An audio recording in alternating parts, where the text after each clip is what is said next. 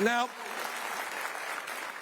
not for the first time in my life, I find myself today in a bit of trouble with the UK authorities. You see, a story has broken overnight.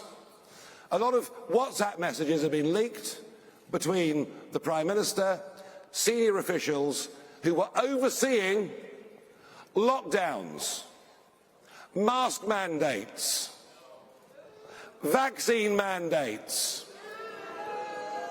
the people that took charge of our country, and the story that's broken overnight, and here it is. I went to Tulsa in the summer of 2020 for Donald Trump's first rally on the campaign tour.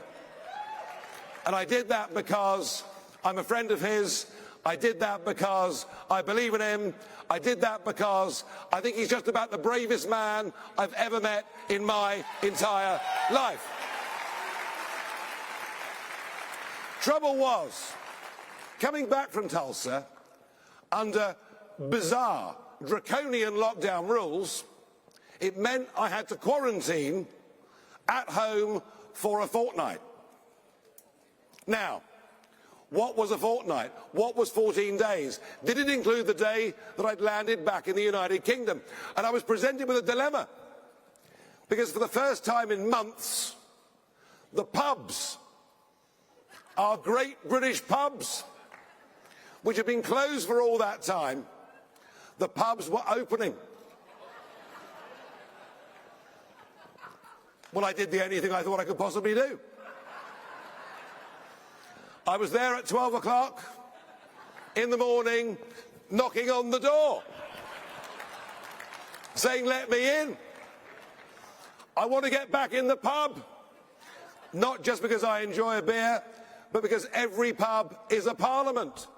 It's where we have free speech and debate, question each other, make up our minds. Anyway, they let me in.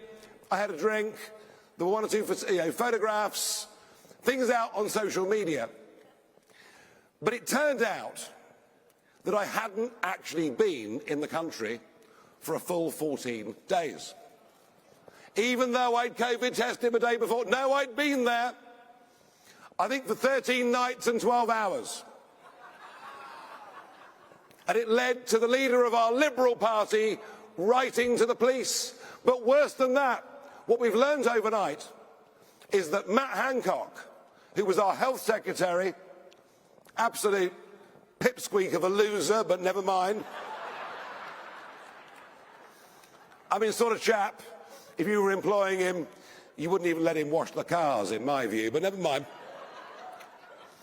And so Hancock's group are talking to each other, and they're saying, because of what I've done, that I'm a pub hooligan.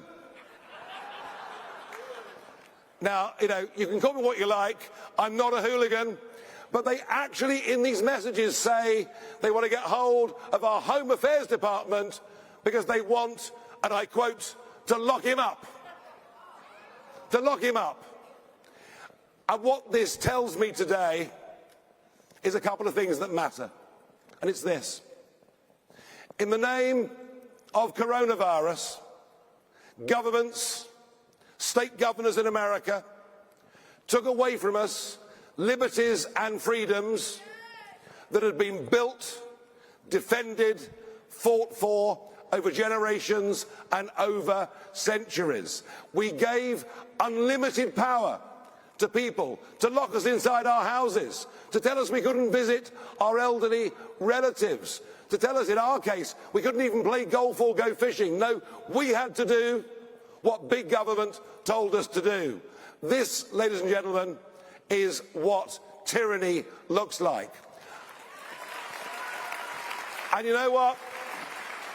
On the back of this, I've admitted today that I also broke lots of other lockdown rules.